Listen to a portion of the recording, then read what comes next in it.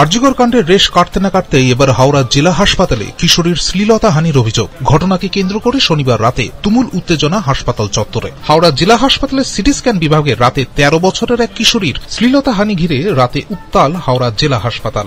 গ্রেফতার অভিযুক্ত CT scan বিভাগের ওই অস্থায়ী কর্মী। অভিযোগ, শিবপুরের বাসিন্দা 13 বছরের ওই কিশোরী গত 28 তারিখে নিউমোনিয়ায় নিয়ে ভর্তি হয়েছিল হাওড়া জেলা হাসপাতালে। রাতে তাকে সিটি স্ক্যান করাতে নিয়ে যাওয়া হয়। হঠাৎ করেই ওই কিশোরী কাঁদতে কাঁদতে বেরিয়ে এসে অন্য এক রোগীর আত্মীয়ের কাছে সাহায্য চায়। বাইরে দাঁড়িয়ে থাকা কিশোরীর মা দৌড়ে আসেন। আমরা ছিলাম এখানে সিটি স্ক্যান রুমে এসেছি, আমরা 2-3 জন পেশেন্ট আরো ছিল।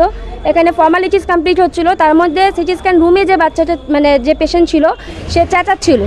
আমরা ভেবেছি ভয়ে চেঁচাচ্ছে হয়তো, তার বাড়ির লোককে ভেতরে অ্যালাউ করেনি।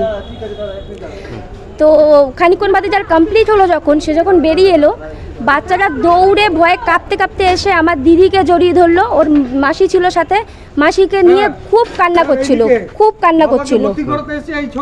এবং তারপরে জিজ্ঞেস করা হলো, বাচ্চা কি হয়েছে তোমার? ও বললো আমাকে বুলবাল টাচ করেছে, ঠোঁটে কামড়িয়েছে, কামড়ানোর দাগ পর্যন্ত আছে ঠোঁটে এখানে দুপাশে লাল। বললো আমার প্যান্ট খোলার চেষ্টা করেছে, বলতে কোনো লজ্জা নেই। ওইটুকু ছোট বাচ্চা প্যান্ট খোলার চেষ্টা করেছে, আমার হাত দিয়েছে বিভিন্ন জায়গায় এবং বলেছে আমি কিছু ভিডিও দেখি কিনা। আর যদি বাড়ির লোককে বলে দিই তাহলে বলেছে ইনজেকশন দিয়ে দেবো, বাড়ির কাউকে বলবি না। বাচ্চাটা এত মিথ্যা কথা বলবে। পিরিয়ডসের কথা জিজ্ঞাসা করেছে।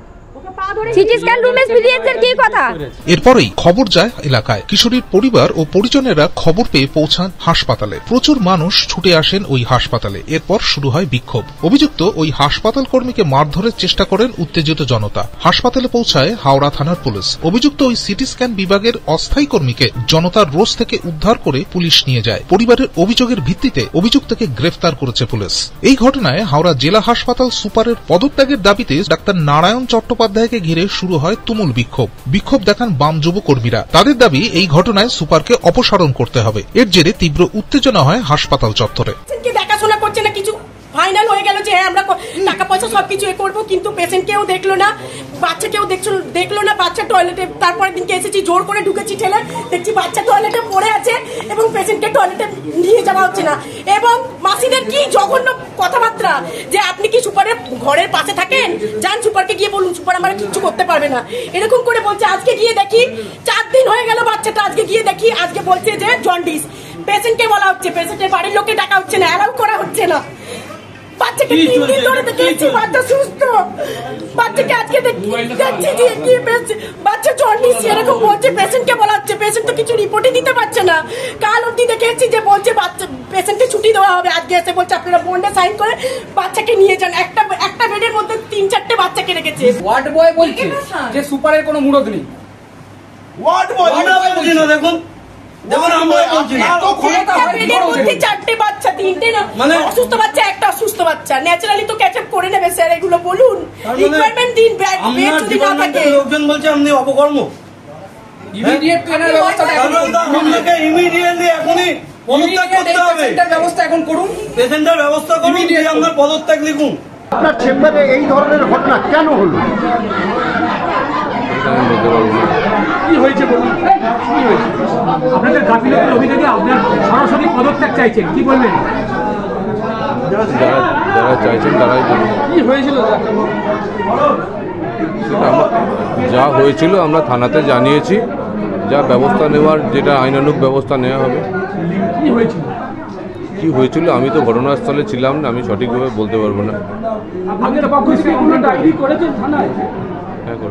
যেটা মূলত অভিযোগ আপনার বিরুদ্ধে, এইরকম একটা রাত্রিবেলা যখন নাবালিকাকে টেস্ট করাতে নিয়ে যাওয়া হচ্ছে, কেন কোনো মহিলা কর্মী ছিল না? 1, 2 হচ্ছে এই মলেস্টেশনের যে ধরনের অভিযোগ উঠেছে, তারপরে আপনি পুলিশ যা ব্যবস্থা নেওয়া নিয়েছে, সেখানে সুরক্ষার ব্যাপারে আপনি কি ভাবছেন? সুরক্ষা আরও বাড়ানোর জন্য আমরা চেষ্টা করছি। মেয়েটির সঙ্গে রাত্রিবেলা স্ক্যানিং রুমের ভিতরে মলেস্টেশনের ঘটনা ঘটে। বাচ্চাটির হাতে কালশিটের দাগ ইত্যাদি ইত্যাদি। পুলিশ তাদের ধরেছেন, কিন্তু আমরা বলছি শুধু একটা ধরলেই তো হবে না, গ্রেপ্তার করলেই হবে না। মানে ভাবুন কতটা সাহস একটা লোকের হতে পারে। এই আরজিকরের ঘটনা নিয়ে পুরো দেশ উত্তাল, তাতেও তার মনে হয়েছে পশ্চিমবঙ্গের মধ্যে এই কাজে করতে পারে। এর দায়িত্ব তো পুলিশকে নিতে হবে, এর দায়িত্ব পুলিশ প্রশাসনকে নিতে হবে, হাসপাতাল কর্তৃপক্ষকে নিতে হবে।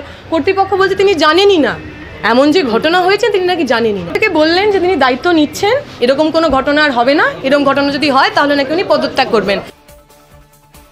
হাওড়া থেকে আইভি আদকের রিপোর্ট, পূবের কলম ডিজিটাল।